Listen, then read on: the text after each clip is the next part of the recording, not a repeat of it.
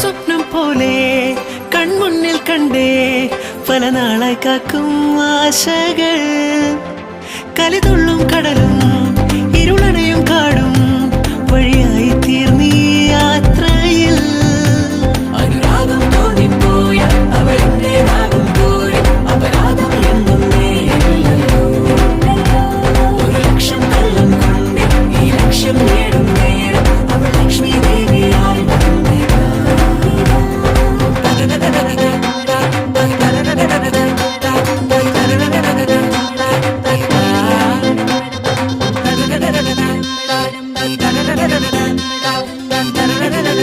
Bye.